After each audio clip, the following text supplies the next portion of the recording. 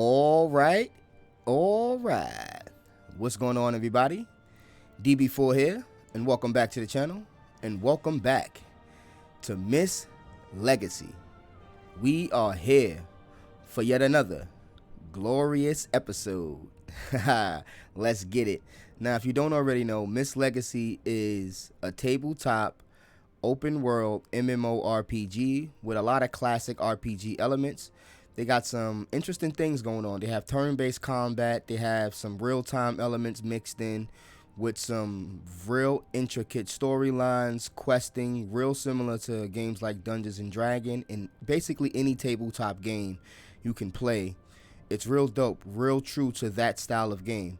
We decided to do a special feature on this game because this game just released out of early access. As you can see, they're in version 1.0. This was a game developed by Verdes Inc. And yeah, I like to support games that make it out of early access, so let's get right to it. If you're interested in playing this game, we got some links down below in the description box. This is a free-to-play game currently on Steam, so you can go download it and see if you like it. What we're going to do, we're going to hop in, play about an hour or so, and just check it out. We've been playing this game for about 2 episodes so far. This should be about episode 3. So it's going to continue along those lines and, you know, see if you guys like it and expose some more to the storyline. Let's get it. Now, as you can see, their first server, this was their early access server. It was open for about 345 days, about a year. Pretty dope. They made it out of early access in about a year. That's pretty dope. That's a good turnaround. Now, they have a new server they just opened 2 days ago when it came out of early access. Now, the reason why this is relevant because you're only allowed to create a certain amount of characters per server. The original server, you get 2 characters, and with the new server, you get 1 character. The reason why this is important because you're not allowed to delete characters at the moment. For some reason, they do not allow you to delete characters, so be very careful about your character creation because, you know, you're kind of stuck with that character with a maximum of 3 so far. There is other ways to get more characters by purchasing a premium account, and then you get a maximum of 4 characters per server. So that's a little bit more of an extension, but I don't know about deleting characters still. So with all that being said, let's just jump right into our character we created, DB4. All right. We are back in the world of Val Song. You know what I'm going to do? Actually, I'm going to turn up this stuff. This game actually has a great soundtrack. So we're going to turn it up. There you go. As you can see, the music in this game is pretty dope. The ambient sound especially is amazing. Actually, I'm going to turn the music down slightly because I want the ambient sound to shine. In games like this, in crafting games, I've personally found that just adding ambient sound that sounds realistic, like tree chopping, harvesting, hunting, skinning an animal, and things like that matter a lot to me. For some weird reason, when games don't pay that much attention to that type of audio soundtrack, it makes the game, especially with repetitive things you do, it makes the game boring after a long time. So when games pay attention to detail like that, I can appreciate stuff like that. So I wanted to turn up the sound so you guys can get an idea of what I'm talking about. And being as though this is a tabletop game, the sound is very much important because there's not a lot of moving things on screen. With that being said, let's do a bit of catching up. In the last episode, I explained how I was going to go out and do some harvesting in between episodes, and that's exactly what I did.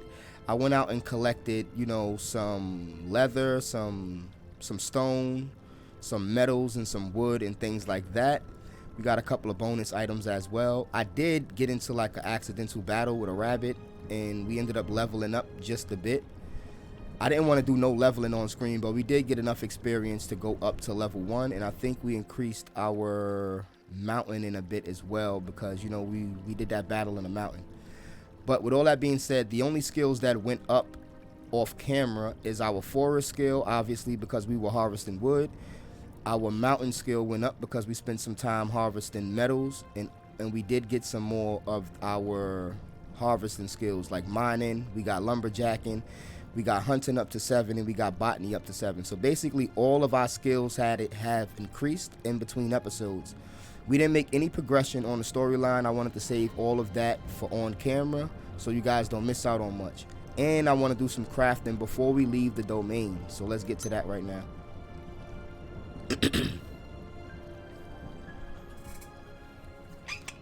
All right, if you missed the first episode, the first few episodes, we did a lot of explanations about this area right here, this domain, and about the start of the basically the game and the tutorial. I did a lot of excuse me, I did a lot of extra explanation because this game does tell you some stuff, but it's some things that they don't necessarily tell you that I spent a lot of time confused about when I first played this game. That's why the first 2 episodes are so long, and we didn't make that much progression. We did a lot of side mission and a lot of leveling up, but as far as the main story, we haven't even made it to the first town yet. So yeah, we've 2 hours into the game and we've yet to make it to the first town. That's how much stuff there is to do and how much content we have here. But anyway, with that being said, let's do some crafting. Now, in the last episode, actually, we got a couple of recipes that we can use to our advantage. As you can see, we can craft hatchets, daggers, and staff. These are our level 1 weapons. We're not going to pay too much attention to that because we did get an OP dagger last episode. We can craft shields at the moment. We can actually make a better shield, but we're going to hold off on that. We can also craft armor finally. We got the ability to craft gloves. And if you check our character sheet, that's the only item we don't have is gloves. And we don't have a coat. So we're going to craft some gloves real quick. Let's keep this character sheet open. Nah, let's try to keep this character sheet open. Oh no, it's not going to let us keep it open. All right, whatever. Let's craft the worker's gloves. Now, I want to show you guys how crafting works. In any other game, you'll get the materials and it'll create whatever you want it to create. But in this game, the different material you use, it changes the stats of the item you're going to create. Now, these are still level 1 workers gloves. No matter what, they're still a very low tier item. But depending on what material you use is going to change the stats naturally. Like if I use hair leather, I'll get 1 armor, 2 lumberjacking. So it's like these are better for like harvesting. But if I just use deer leather, which is a more, a more rare type of leather, I'll get all armor, just maximum 3 armor. What we're going to do, we're going to create the workers gloves that gives us lumberjacking. So we're going to constantly keep increasing these skills to allow us to keep harvesting, and we won't get locked out of any type of resources for the early game. Now, when you craft things, you can craft it straight to your coffers or your storage, or you can craft it straight to your backpack. We're going to craft this thing straight to our backpack. And there you go. We got some tanning experience and we got some crafting experience as well. Now, you can't, our tanning is right here. We got 2 experience for that, and we got some other, I think, sewing experience as well, or just natural experience. Now, let's go to our backpack real quick, and let's equip them workers gloves. Boom, there we go. Now we basically have a full set of armor. The coat is something you access later on in the game, so we're not going to worry about that. Now, what we can do, as you see the excuse me, as you see the Vow Song shirt, this gives us 5 mist. The only stat that these clothes give us is mist. We want to do something about that. We want to craft clothes that actually give us different stats. So what we're going to do, we're going to go over to the clothing tab. We're going to craft the shirt, or the worker shirt. Now, same thing with the gloves. Depending on the material you pick, it's going to change the stats. You definitely need 10 fiber. We have the fiber necessary. Now, if we go with the hair leather, as you can see, it gives us armor, botany, and lumberjacking. If we go with the deer leather, it gives us +2 underground. Well, it still gives us underground no matter what, but instead of giving us 2 lumberjacking, it just swaps it out and gives us 2 armor. We don't necessarily need this shirt for armor at the moment, so we're just going to go with, once again, oh, actually, in the case of the shirt, I might want to go armor because we're not going to need the underground. I mean, no, we're gonna go lumberjacking. We're gonna keep increasing the skills. Yeah, we're gonna go lumberjacking. And that leather is way easier to come by, so I'd rather just craft a normal worker shirt. Same thing for the pants. Same rules apply. We're gonna use the 10 fiber, and we're gonna use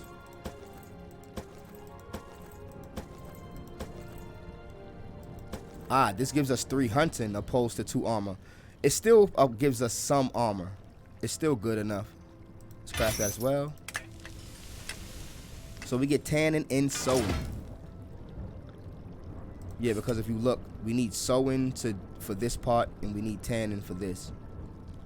Great. Now let's equip that stuff real quick before we move on.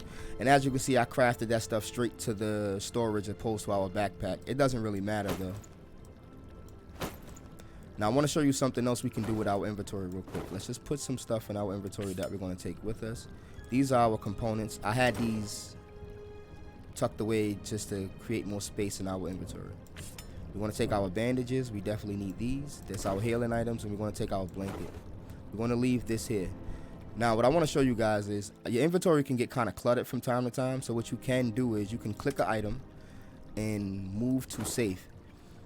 It's still going to hold the weight. You're still going to be encumbered by it, but it'll be in a safe place outside of your inventory, and it won't take up space in your main inventory. I like to do that to items like this that I don't use that often. Move to safe. Move to safe. Now, and I also like to move the tools also to the safe.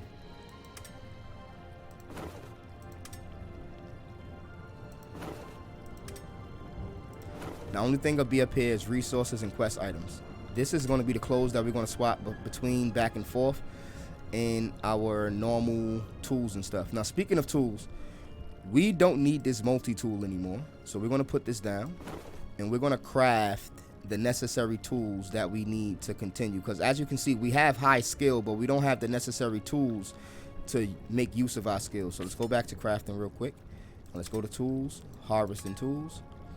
Now we can make a better pickaxe, a better survival pick that's multi-tool. We could just go with a bronzose one, and it'll give us 5 mining, and it'll still be a multi-tool. But this only gives us 1 botany, and I don't really want to do that.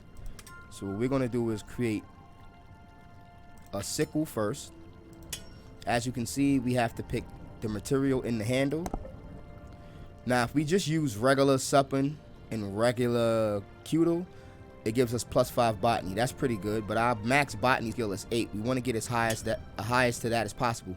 Now, you see this, even though we used a higher level metal, it gave us a worse tool, because for this specific skill, it's better to use cudel for the head of the tool, and that's very interesting. Sometimes the handle matters, so it's not always the better resource that's going to give you the better item. Sometimes you just have to go with the proper resource instead. And as you can see, we can't use this handle because we don't have the necessary woodworking skill. We need a 7 in woodworking to even craft this version of the sickle. So for now, we'll craft the regular version straight to our backpack. Boom. As you can see, we can already do 5 botany. Perfect. We want to eventually get that better sickle, by the way, because we want to increase botany by 7 opposed to, you know, just 6. But we're going to have to get our woodworking up for now.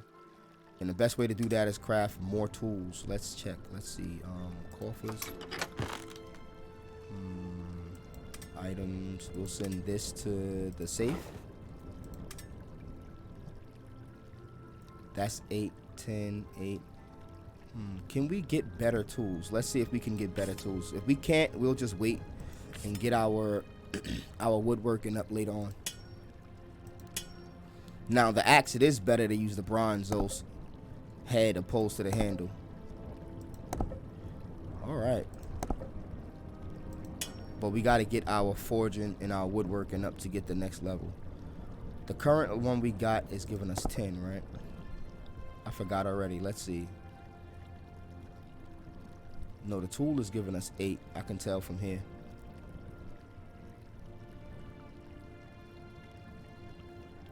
To be honest, this is enough skill to do everything in this early region. I don't think we'll be gated out of any skills in this early region at 8, 8, and 10. Maybe botany. There may be some stuff that's level 5 botany we'll have to do, but we'll still have to get our woodworking up somehow. And in order to do that, we'll have to just basically just craft stuff and just get the experience. Stuff that we don't necessarily need that we can just sell down the line. So we need 6 and 6 for this. Let's see if the other items are cheaper real quick.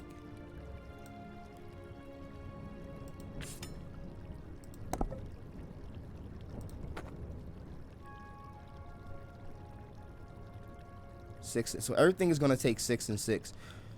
So in order to get the woodworking up, 13 XP for this and 45 woodworking. We need forging. 45 forging, 45 woodworking. If we just create a few axes, we should be able to do this.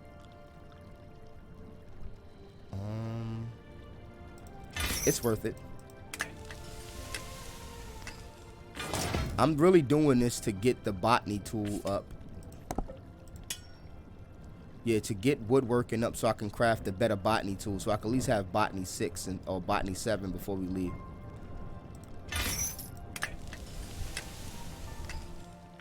Hold on, which tool costs the most? It's the same amount of metals, but 35.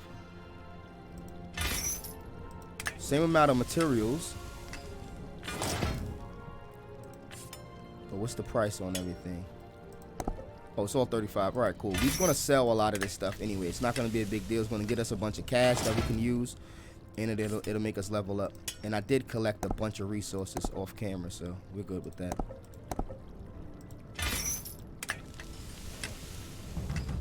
All right, we got our stuff to 7. Now we can craft the proper sickle. There we go. Woodworking 7. Great. Straight to our backpack. We're going to sell all the other weapons and stuff. Now, we could craft a better axe, too, while we're at it, right? This gives us 12 lumberjacking. I'm doing it.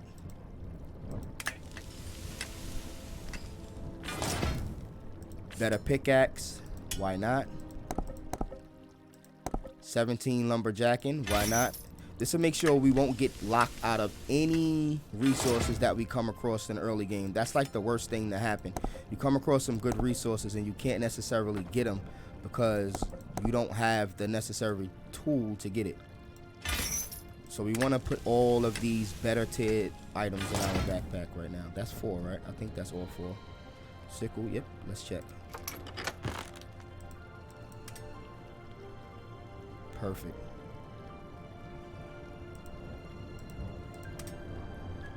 Now we can dump this stuff out of here. Oh, no. We're going to take this stuff with us, but let's just move this to the safe. Because we're selling all of this stuff. We're not going to carry it now, though. The reason why we're not going to... You know what? We don't have to carry this either. Because we can pick this stuff up later on. And I'm going to show you guys how. So for now, we'll just leave... You know what? We could probably... No. We're going to take this. We might need this. We could probably leave everything else there. We can pick this stuff later on. Pick this stuff up later on and sell it. For now, let's just leave. Finally, we'll leave the domain. I wanted to get all that crafting out the way and show you guys how the crafting works anyway. And we have a lot of space to actually pick up items on the way to town. So let's do that. We're going to do a quick resource run. And I did activate one of the events on this cliff edge. I don't know what it is. I didn't go look at it. I made sure I stayed away from it.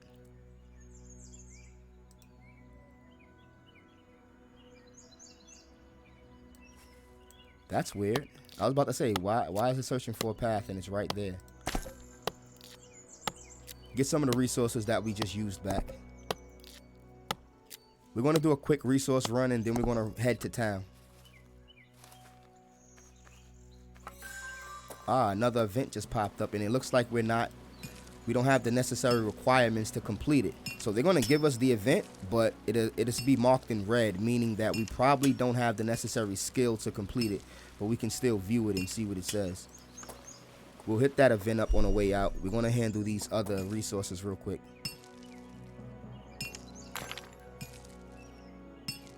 And as you can see, we have a better chance of getting a prospecting bonus with higher skill tools. Let's scope this event out after we get this ore. And now that we are higher level than most of these mobs over here, they're not really going to harass us like that.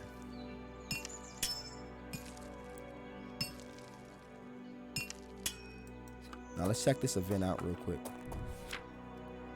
Ah, we don't have the necessary academic skills to complete this, but we can probably do some other stuff. So let's do this. A broken wooden sculpture looks like it was once puzzled that would have been conveniently unlocked treasure. Seeing that it is broken, the next most sensible solution appears to be destroying it layer by layer until you find the loot. We're going to work physically to get this done. We're going to increase our athletic skills. Let's go. What do we get? Oh, a tier 2 wood. That is very interesting. You don't get a lot of tier 2 items this early. That's very good. Let's go into the forest now. Oh, wait. We can finally get this ingredient because we have the necessary botany skill. See, we needed botany 6 to get that, so botany 5 wouldn't have cut it.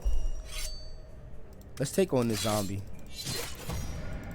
Yeah, we might as well level up while we out here and get the coin.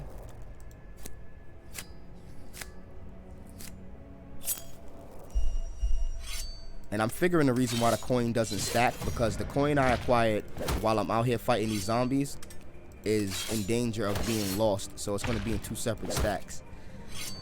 So that's something to take into account.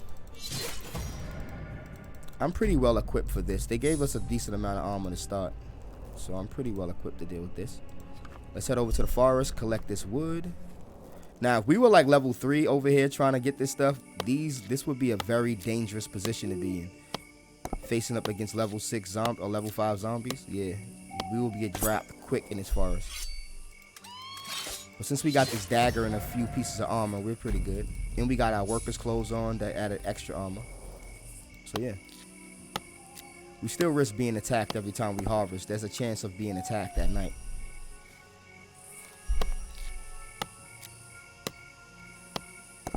Now, as you can see, that event was marked in green. That means we had some of the requirements at the very least to complete it. Even though we didn't have the academic skill, we still had the necessary athletics and other things, perception, to complete it. Now, with this event, it's going to be totally different. As you can see, if we go up to it, we don't meet any of the skill checks to complete this event. And we do get tier 2. We get a tier 2 item as well. So we can't do this event yet until we have at least 7 academic or 7 perception. So we'll come back to that later. We just have to remember that it's there. Now, before we continue real quick, let's just head. Let me get this leather real quick before we head in there. Let's see.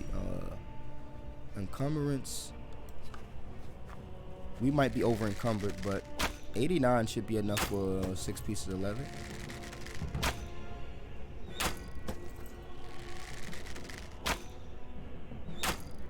Perfect. Let's head back in, dump this stuff off, because I don't want to lose it, and I want to be able to collect more stuff on the way to the town. And this stuff is on a real-time timer, like I explained in the last episode, so you want to get this stuff as much as possible. Because when you end up needing 100 of each thing, you're going to be like, man, I wish I was harvesting this stuff the entire time. Eventually, you'll walk past it because, you know, you'll have so much of it that you won't necessarily need to get every bit.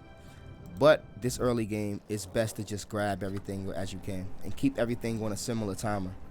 Like I explained before, all of this stuff is basically going to be on a 30-minute time loop. So there's that. And that's also something else you can do. You can go to the world map and click on resources. Like,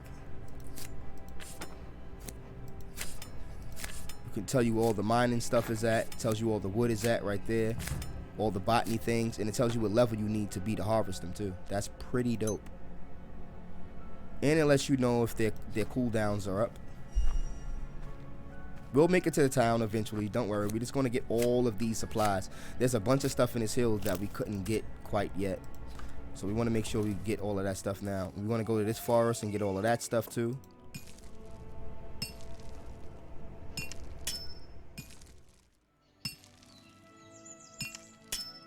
So while this is going to be some harvesting, we're still getting some decent mountain experience because it's going to allow us to access higher levels of mountain areas, and you'll be able to complete quests like that because you get gated by terrain a lot. Like, you'll be walking in and be like, well, you don't have the necessary forest to enter this area of the map, and it's like, wow, you have to go back and really farm and do some work in the forest to get that necessary experience. And that's pretty dope. But you know, when I first played the game, I was kind of just blitzing through the quests, and I really got locked out of progression fast because I didn't have the necessary skills to complete most of the quests I was running into. So I had about 15 quests that I didn't meet none of the necessary skill checks for. So I had to like go back and do a lot of skill training just to meet the necessary skill checks to do the quest that will give me also more skill experience. So it's best to do this stuff now so you won't be locked out of any quest and stuff later on.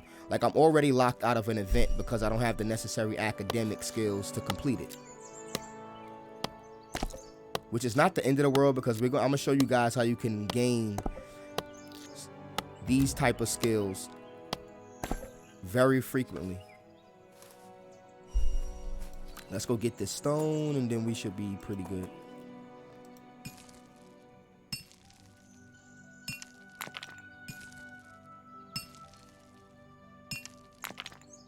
And I'm explaining to you guys how the towns work too.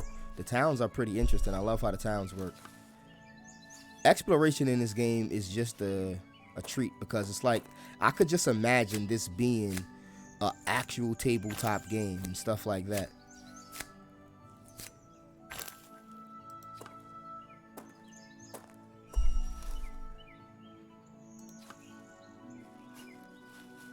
It reminds me of the old school tabletop games of the 90s, where you would play for hours with your little figurine and stuff, sitting there rolling dice over and over and over again.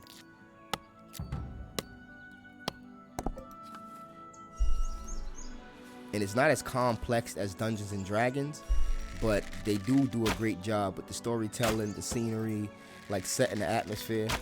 You can totally skip all the dialogue in this game and still have fun, just, you know, leveling up, doing the necessary skill checks to do the battling. You can totally skip all the dialogue and have fun. The first time I played the game, and most of the second time when I was preparing for these videos, I didn't read all the dialogue and I was still having a ball. Like, I didn't know what was going on most of the time, and I couldn't really complete most of the quests because I was confused. But yeah, it still worked out. Now, as you can see, as I walked up to this farm, a question mark appeared, and I had the necessary skill check and exploration, and then they exposed this location to me. This is the Gerald the Robuff estate. Gerald Robuff. Similar in structure to the small farm of the region, the Robuff estate is only distinguished by the bright red of its buildings. 20 sheep graze in its fields, watched by a huge sheepdog. A teenage boy sits on a log whistling as he repairs clothes. 2 little girls playfully chase a tame octopus. Oh man, Oritus. Man, I'm gonna call these the Oritus. That's a weird way to spell something, I'm telling you, the Oritus. So she's playing with a girl playing with a rabbit. This guy must be the leader of the guy that takes care of the sheep. All right, Gerald, we could talk to this guy, but he doesn't seem like he has a quest or anything like that. Let's talk to him anyway. I'm always happy to receive visitors, unless they're here to claim my money, of course. All right, Gerald, we're not here to claim your money. Let's just dip. Now, as you can see, that location was an actual location. It wasn't just decoration. So now let's head to the town and try to complete this quest. Now, as you can see, all of these buildings, they're going to be locations that we can discover. So let's just walk through. As you can see, there's one. There's the academy. There's this guy, and he has a quest for us. Constructed primarily from Chromewood, Core Light's Academy was 3 main buildings: a hospital, an academy laboratory, and a large library. Alright, Core Light's Academy. This is the guy I want to deal with a lot, because he looks like he knows some interesting things to increase our academics. So we're going to keep him in mind. Now let's walk through the town and do some more exploration. You can walk manually through the town like I'm doing now, or you can just actually click a location and go to. We discovered Cartarm Square. This is actually the quest location we have to get to. Milena. We can deliver the package to Milena, but you know what? Before we do that, I want to do something. I want to show you guys something else.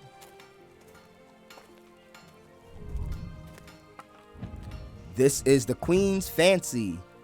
This is the inn. You know what? Before we do all of that, let's actually do the Milena quest for now. I don't want to skip over things. Let's do the Milena quest. And we discover something else up there we can go see. Hey you, come closer. It's surely me you seek. Okay. Wooden benches and tables have been placed in the pleasant central square of Cartarm. In good weather, families and seniors come to socialize, stroll, and pass the hours. Some traders have set up kiosks there to sell food, drink, and alcohol to those who come to while away the hours. Oh, for those who come to while away the hours. Okay. See, I like the person who wrote these things because they don't say things the typical way. They use a lot of, I would say, storytelling tools and things like that to tell these stories. Is very interesting. Very, very detailed. It's a little confusing sometimes. The words sound a little jumbled up, but it is what it is. Maybe it's just the language of the world. You have finally arrived in Khartoum. On your journey, you saw plants, animals, and people who differ greatly to anything you've known in Valsom. The promise of learning more about this strange new place filled you with excitement. Let's give the package to Milena and get our coins. We're not going to get distracted by side quests right now. First trip to Khartoum. Milena thanks you for helping Leonidas, then rewards you for your services. Before you leave, she offers to help you more since she too knows you and Leonidas' true origins. So she knows where we're from. Okay, great. This is part of the main quest, so we are going to do it. I was looking forward to this package. Thank you. Yeah, there's a whole list of stuff you can ask her. There's the main quest, and she does have a side quest for us as well. But let's get to know her a little bit more. Who are you? I am one of the scribes working for the burgomaster. A burgomaster is similar to a mayor. Anyway, I take care of the welcoming travelers and traders, and I help citizens fill out all their official documents. I am also the person to meet to discuss permits and property rights. All right, I have a few questions for you about how things work around here. I have a lot of work on hand at the moment, but I guess I could spare a few minutes to answer your questions. Call it Khartoum hospitality. Oh wow, a lot more questions. All right, well, riddle me this. Are you always here? No, outsider. As much as I like it here, I do not sleep in Khartoum Square. Oh, that's just real cheeky of you. Like most citizens, I return home at the end of the day. As you will see, Khartoum is a much quieter place at night. Though I should warn you, there are those who prefer the discretion of night, whom you will only find after the setting of the sun. And indeed, there are those who barely seem to rest day or night. If you need to see someone who has gone to bed, you will have to wait until they wake before talking to them. It is up to you to determine what to do while you wait. The Queen's Fancy offers beds for those who have no home nearby. Now that's pretty interesting. That's basically the mechanic we explained in the last episode. The mechanic that lets you know that certain locations on a map aren't going to have NPCs during the night. Basically, some NPCs are there during the daytime, some are there during the night. Some NPCs are there during the day and the night. It depends on the location. And some NPCs only appear at certain locations at certain times. Like that Sorka person, she's not always at that camp. She's only there during certain parts of the story. So she's not going to always be there day or night, but she's going to always be there when she's, has a quest or something. So the locations work pretty interesting. All right, now, could other people provide me with work? All right, most people will have to learn to trust you before telling you about their troubles and needs. Once you have succeeded in gaining the confidence of a few influential citizens, the others may confide more easily to you. Then, by rendering them services, you can strengthen those bonds of trust. Unfortunately, as in all communities, there are unsavory individuals in Khartoum. If that is the sort of company you seek, well, I suspect they will be more talkative with you if you behave badly in town. Though I count on you to always respect property and the law. One final point, we live in a fairly united lordship, but there are certain divisions. It is therefore possible that certain groups will listen to you only if you have already established contact with them. For example, soldiers may not pay you much heed if you can bake a loaf of bread. What? But should they discover you are skilled with a blade, their respect will be yours. Oh, that is wow. So the NPCs actually, I never really read this stuff. So the NPCs actually respond to the type of skills you're developing. That is very interesting. Now, I know about the reputation system Like the more good deeds you do or the more quests you do for a certain town, it builds your reputation, and that allows you to get more quests. Like people will just start talking to you. People that never talked to you before, they'll have new dialogue, and like she just explained, they'll trust you more. But I didn't think it worked the opposite way, to where if you have a negative reputation in a town or something like that, you would attract more unsavory folk like thieves and things like that. That is very interesting. I never seen that mechanic play out. I'm interested to see how that works though. All right, anyway, who runs core term? She actually answered this for us. She actually told us, but let's see anyway. All right, Baroness Relena is in charge of core term. She oversees everything that happens and deals with the trade relations with the leaders of the capital and the other territories of Perriera. Her daughter, Celestille, is the burgomaster and my boss. Oh, okay, so the daughter is the burgomaster, and she's the mayor. She mainly takes care of its needs of the Carton burgers. Carton burgers? Carton burgers.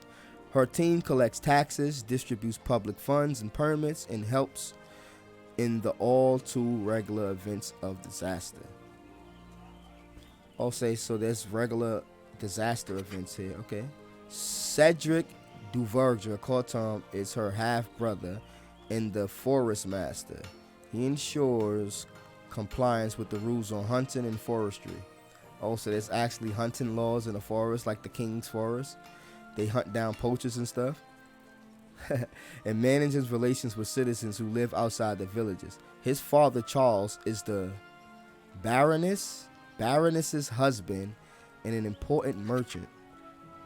Then there is the knight, Taro Verdant, who carries the title of protector. He deals with security and military training.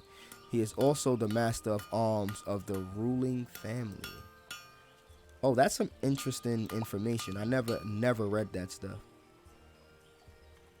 All right. Let's do this first. What's in the package? It's a secret. Though I did notice a note for you in the package. Leonidas asked me to send you to the ruins in the hills.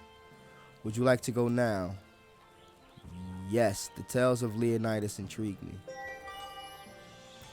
Milena hands you Leonidas' note indicating the place you should visit. Okay. Now we can get this side quest from her, but there's a ton of side quests we want to pick up. Let's just do a little bit more exploration for now.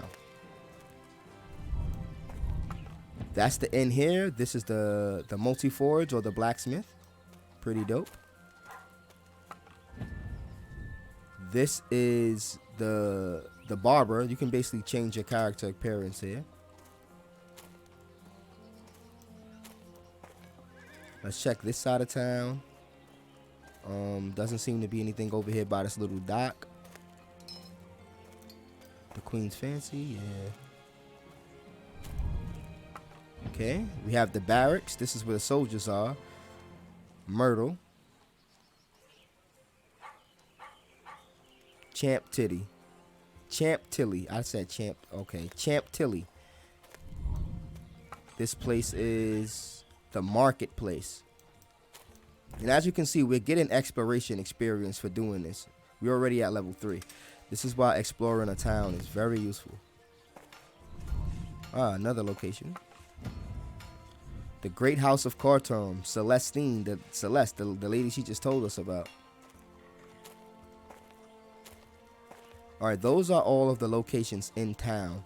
Now, as you can see, we have quests at these 3 locations and no quest at the other locations so far. But we can purchase things from these 2 people, but not just quite yet. We're gonna, there's another location we missed. Let's go back. The castle, Corterm Castle, a dozen of guards serve, and these all these locations have little things you can read about. We'll read about them more in detail when we actually go to these locations. I just wanted to explore them for now. Oh, there's more rock just sitting right here. But let's go to the ruined portals of Corterm. Alright, the Corterm portals are in good condition.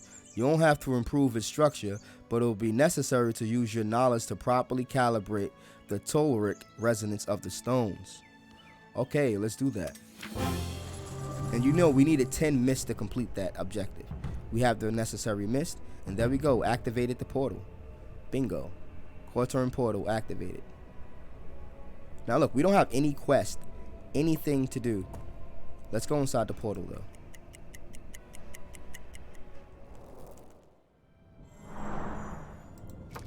back home. Let's dump off all of the stuff that we collected so we don't lose anything and we can create some more space. Pretty good, pretty good, pretty good. And we do have a lot of deer leather, so we can always make the fully armored versions of the workers' gloves, worker shoes, and the shirts and stuff like that. Just get max armor, but for now we're going to keep the one that gives us the maximum skills. You can always make 2 armor sets and just carry them around, you know, just take up the weight, but we don't need to. Now if we go to the portal scene, we have the car turn portal and the troll portal. Bingo. Let's go back to car turn real quick. Now, as you can see something, those quest markers are gone. As you can see, none of the quest markers are here anymore. Why is that? Because the NPCs that have the quest, they are all home for the night. So since the NPCs aren't at these locations at night, the quest markers disappear as well. So I think that is also very, very cool, by the way. Now, we're in a whole new region over here. As you can see, we're in this little mountain region. There's one event and there's 2 resources over here that we just collected. If we go over to this plains, since it is nighttime and we can't really do anything, any quest, I'm just going to harvest some stuff. There's 13 different events. Though this is Cartoon Plains. This is still the same area as this. So we're going to find some more resources actually. And harvest it as well. We're not going to find all of the events, places, and stuff because this stuff goes far. This entire thing is Cartoon Plains. But we are going to get all the resources over here in this area. This is another higher level fiber. And morning dawns and the quest markers have returned.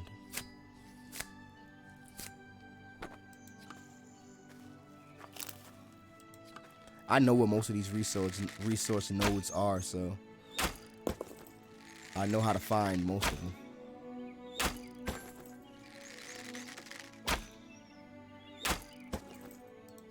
I'm going to get the ones visible. Is there some down here? I forget. Oh, there's a... Oh, I'm glad I went down there. Opened the chest. Yes, free loot. Yes, a staff. Is that staff better than the staff I got? Oh, still 4 blunt. All right, no problem. It's a weak staff, too. Well, it's a lot of cash. Oh, there is more stuff. There's a rabbit here. So we know we're not going to go into these forests. I know there's stuff in there, but there's a new quest over here, but at the Tower of Construction too. All right, we're not going to cross this bridge either. Can we even enter this forest? Oh, we can. Ah, okay. I want to check. Oh, let's see if we have the necessary. Ah, we need exploration 6 to figure out what this is. See? Even though they show it to us, we don't know what that is yet because we don't have the necessary exploration. And the same thing goes for a lot of these buildings too. Oh wow, it popped up and it's something here. Somewhere in Cartoon Plains, in the distance you can hear 2 farmers arguing in a thick country accents about the best way to plow a field. Alright, we're going to complete this with strategy. There you go, a random event just gave us some random strategy experience. Pretty dope. It's gonna piss me off if I don't get that jot real quick. Let's just go get it. Let's run through town. Get the jot. And get that on the same time as everything else.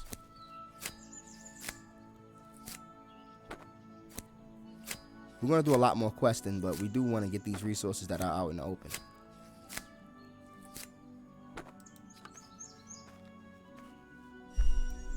Is that everything on this side of the river? Yes. All right, first things first, let's head to the academy.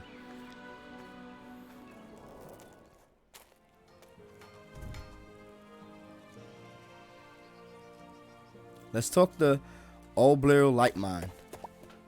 Oh, hello there. Warmest welcome to the Coralites Academy. Warmest welcome to the Coralites Academy, one of the most important research centers in the country. Some questions about the area. All right, tell me about Corterm's past. You're interested in learning more about the community. That is music to my ears. I believe that is the best way to learn and remember the important parts of our past is to make you work to discover them.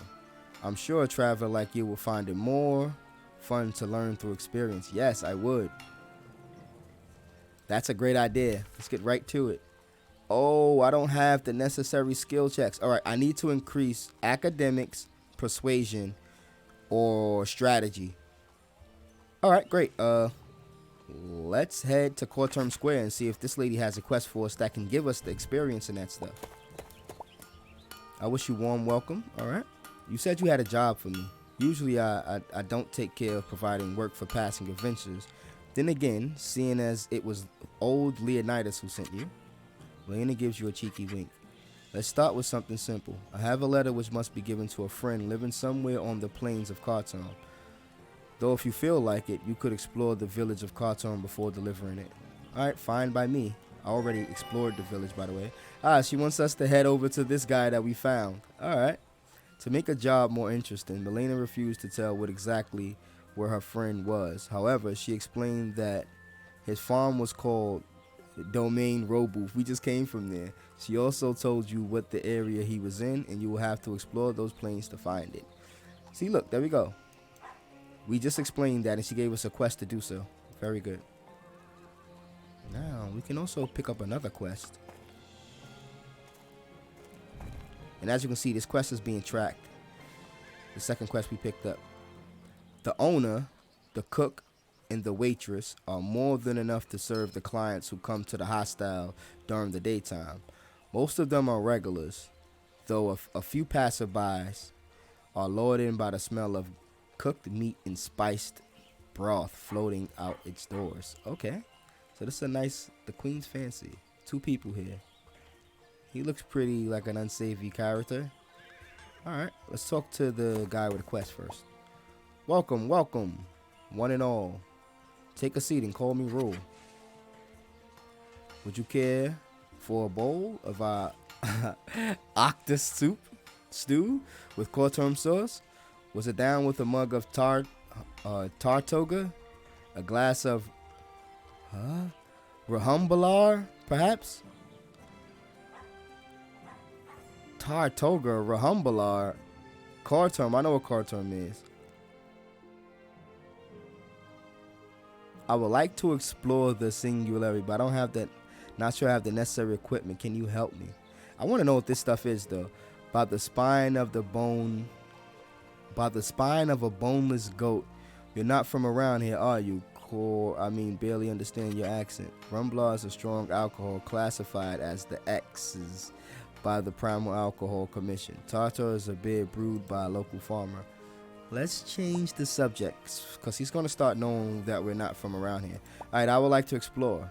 Then I have just a task. It will help you to obtain clothing adapted to the climate of the singularity. And do me a service at the same time. You see that cask of dried meat? Bring it to Khartoum Market just down the street. Go ahead and one of my men will pay you for your troubles. Once there, visit the shop and you will find all you need to go on your adventure. Alright, perfect. I'm ready. Alright, I'm ready to go shop till I drop. Let's go. So we got a parcel to deliver to the market. Let's do that. An actual mission we can complete.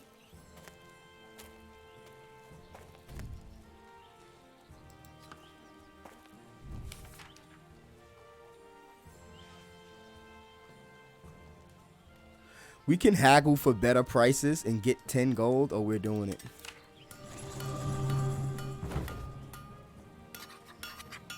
After receiving your salary, you ask the clerk where the store selling the best clothes was located so that you could properly explore the singularity. He suggests you go talk directly with Umfric Puder.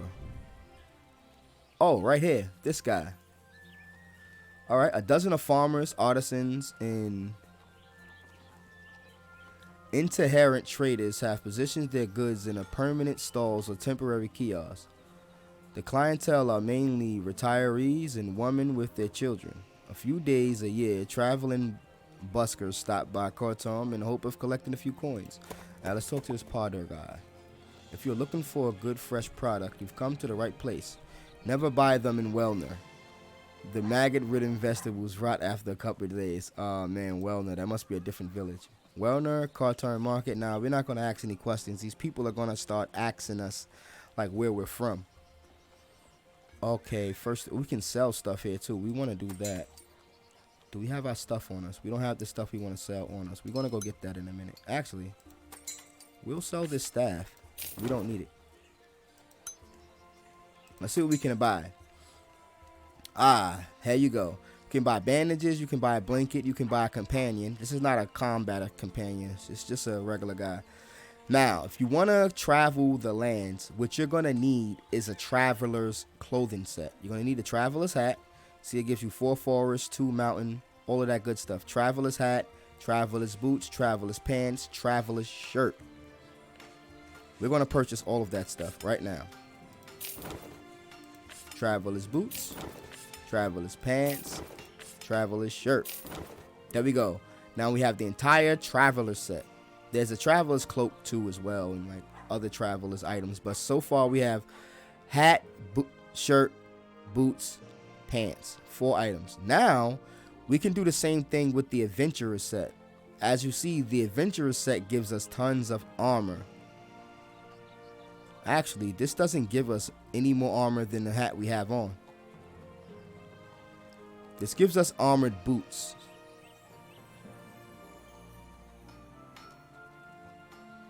I think we have adventurer's greaves on, believe it or not.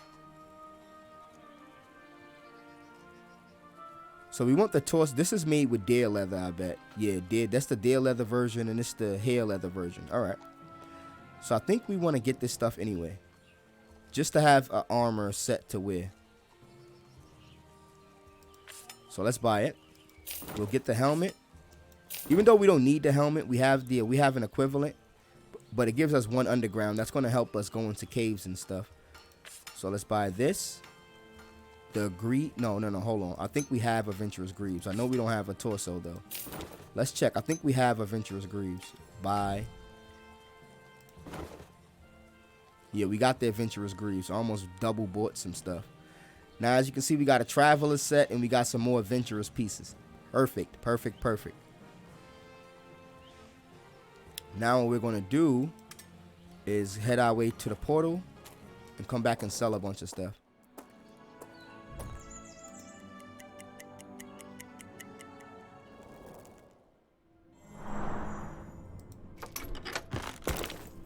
Alright, we're going to send all of this stuff to our safe, because we're going to be swapping this stuff in and out a lot.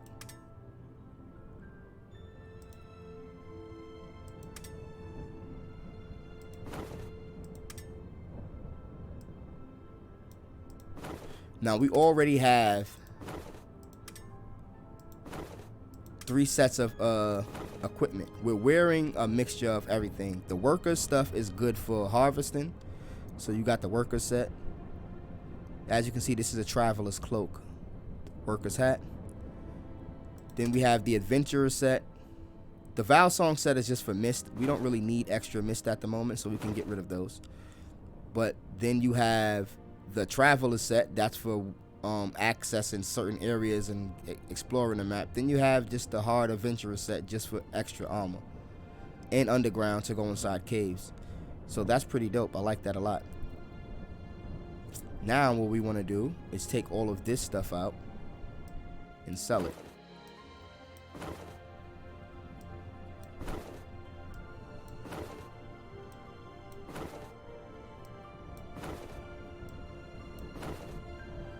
We're selling all of this stuff because we need the money back that we just spent.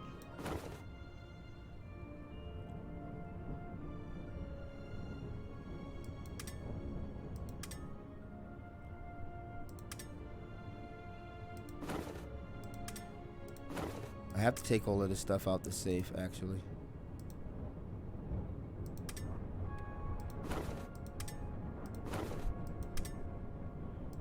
Put it in our normal inventory. I don't think we can sell the stuff that has durability taken from it. We'll try though.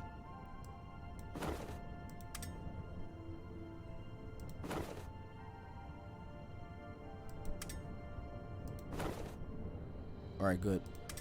Now let's go out and sell this stuff at the market real quick.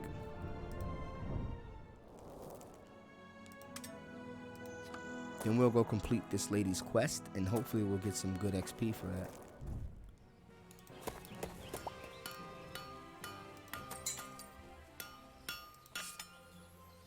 And we can almost sell everything. We're not going to get all of our money back, but most of it. We could also craft some more stuff to, you know, get more money, but we're good. Hands and talons. We could have, as you can see, we can purchase some high level tools, but we already crafted it. We're pretty good. And this stuff is, oh no, this botany sickle is pretty good. We won't be able to get this type of sickle for a while. I'm actually buying that. Look, yeah, that gives us 10 botany. I'm actually buying that. I know this sickle is pretty good. Yeah, you don't get to craft that sickle until late game. Is he gonna buy this other sickle? It doesn't have that much durability taken away from it. Yeah, we can.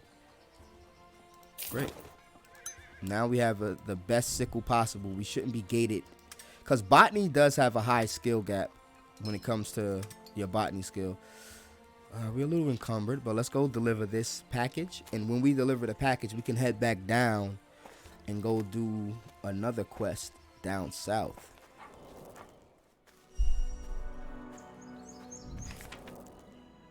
Let's give the letter to Gerald, and we get some reputation and some gold for that. Plain and simple. After giving the letter to Gerald, he gives you a small purse as a thank you. You chat for a few moments before taking your leave. The farmer suggests that you return to Myriaden, Emerald, and Carterm Square. Alright, let's return to Myriaden. Alright, searching for quests. Don't forget to check your map for new and available quests. Oh, that's basically telling us that we can just check for quests like this and go in adventure. It tells us where all the current quests are in the world. We have this quest, a rock and a ruin, that we didn't meet the skill check for. We have this quest, Little Histories, that we don't meet the skill checks for. And we have the quest that we can pick up. There's 3 quests we can pick up here. So that's also real good. So if you're not sure where to get quests from or where to go next, just go to the map, click adventure, and it'll show you everything. This guy has a quest for us here at the Troll Bridge too. Now, as far as exploration, let me explain this too. As you can see, this is the map, and it has a bunch of numbers on it. These numbers correlate to the skill you need to enter that area. We need 13 forests to enter this area, 7. To enter these forests on both sides of this road, you need 22 forests to enter that. And as you can see, some of the play, you can like maneuver through the world and like get around some of these obstacles, because you know the requirements are pretty low, and we meet the requirements so far, like 18 mist to get over there, 0 to be in a plains area. All plains and certain valleys are 0 skill requirements. Like we can go to some forests, but we won't be able to access the higher level ones. We can even make it in theory, if you look at the map, we could literally make it to this edge of the map without going through any real skill checks, because all of this stuff is 0 skill check. But the danger is, the further you get away from this area, mainly this area right here, the higher level the monsters are. Like when you come to this zone, the monster levels increase substantially. When you come to this zone, the monster levels are even more powerful on this side. Once you get down to this area, even though this is a 0 skill check, the monsters are very high level. Some monsters that can one-hit your whole team. They got bandits down here. There's trolls all over the place. So just because you can access an area because of the skill check doesn't mean you should go there. Because obviously the further you get away from Carterm, the higher level the mobs are going to be. Always remember that. Like mobs over here are probably level 50 and stuff. You don't want to be nowhere near there. And it's a good way to let you know where the other towns are, because you can literally see the shape of the town. This is like a farm area. You can know, all right, that's a town. And as you can see, that shows you it's a town. Carterm, the same thing. That's a town. It shows you that's a town. Over here is another town. So you can scout around a map and kind of get a good idea where all the towns are. And make your way over there eventually. This looks like another town. You know what I mean? Like, this is another town all the way down here in the south. So it's dangerous as heck, but you can get there. That's how the map works. And you can also do a lot of other filters like creatures. It shows you where all the creatures are. See, it's not going to hide what's there. And it shows you the level of the creatures too. As you can see, look, just the rabbits along this road are level 8. The level 8 rabbits will take you out. Level 14. Level 36. See, level 40. So, for instance, this is probably a real early village you get access to, or you have to go to. But there's level 40 monsters over here. You know what I mean? So you could die just making your way. You're not going to be level 16 and level 40 by the time you get there. You probably be level 10 or level 8, level 13, 12. So you can just die along this entire road by these thieves. You got spiders, all types of stuff that can kill you. And they don't hide where the mobs are. I like that a lot. You can tell which type of encounters you're going to get. That's pretty dope. As you can see, there's a little skill jump over here. Level 5, then the creeps get stronger over here. The creeps get stronger over here. And I think there's a lot of special mobs that can randomly pop up from time to time. See, there's wandering trolls in this area that are level 30. Even though this is the second area you're supposed to get to, there's just random level 30s that can one-shot you. Just sitting around. Just random level 32s in a forest that you probably have access to. So this is real dope. See, look, Zero Plains area, level 30 creatures creeping around. So that's something to take into account. Then you can also see the minings, you know, botany, all of the resources you've encountered so far. And it tells you when their timers are up too. You can check your timers like this too. All right, 24 minutes on that, hour and 24 minutes. So you'll be like, all right, my biggest timer is in an hour. So I'll come back and do some harvesting in about an hour and 22 minutes. Pretty dope. So it's all the information you need right here available on the map. All of our timers haven't reset. It also tells you how much quantity. The longer you leave these nodes, they go up in quantity. As you can see, this is at 10, but this is only at 8. If you wait, they'll go up in quantity. So that's another good thing. So yeah, that's explaining the map. That's very important to know where you can go, to know where your creatures are, like what type of mobs you're going to encounter, to find the quest, and this is to find your resources. Pretty intuitive. I really like that. Pretty dope. The map is very useful. Now that being said, I think we're gonna actually complete all the quests in the next episode. For now, let's head back to our domain real quick. We're gonna close out the episode. We don't want it to be too long. We did a few quests. We got some leveled up. We got some equipment. We got a bunch of gear. We can do some battling. We could actually equip a lot of that traveler's gear to access them inaccessible areas. And we'll have like 20 something forest, 20 something mountain. We'll be able to access all of them forests I was talking about. So with that being said, we're going to end the video here and have a lot more fun in the next episode.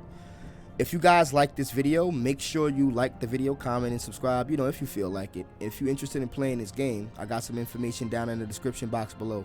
Make sure you check that out. And yeah, I appreciate you for being here today. With all that being said, it's your boy DB4, and I'm out.